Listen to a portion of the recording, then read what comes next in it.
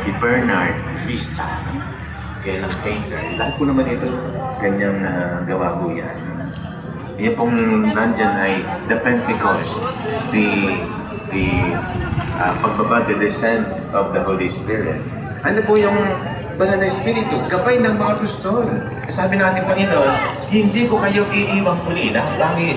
Ako ay magsusuko ng Espiritu upang inyong maging tagapagtanggol. Advocate. Sabihin natin ngayon ay attorney, abogado. Sa tuwing nangangailangan ka, dehato ka, may attorney. Sa buhay po natin is just the same. Ang ating tatawagin palagi kapag tayo naguguluhan, walang direksyon, nakakarating ng kasalanan, yung pagtubay ng banal na Espiritu, napaka-honesto sa mga gusto. Thank you po. Kung pamatari pa rin, pinagin mo sa pagpulo. So, ay mga tayo pagpulo. Ano po yung pagpulo? Ito po ang pakatulaki pa rin na buhay natin, mga kapatid, ay maging buhay ng mundo ng pag-asa, nakaugat sa pag-ibig at may ginanayong patungkol sa sarili.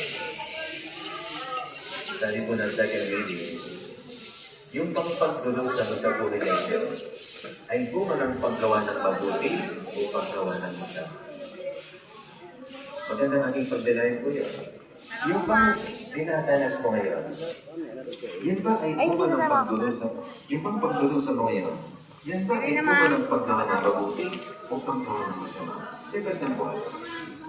Ikaw po ay nagkasakit ng cancer. Huwag ka lang sa pag-ibigay ng inis mo. Hindi mo pagdurusa.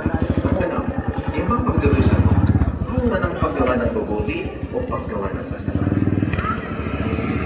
Nagigilap mo ngayon sapagkat ang ginawa mo ay pinahagal mo ang iyong mga anak na hindi ka naman pinasalamatan at tinulungan at durusa ka.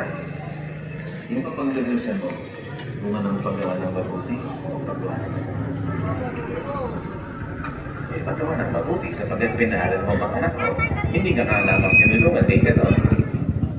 Ang maganda pong gabay niya, sa lahat ng iyong dinadanas sa pagdurusa, palaging ang tanong ay, ito kaya pagdurusa ko?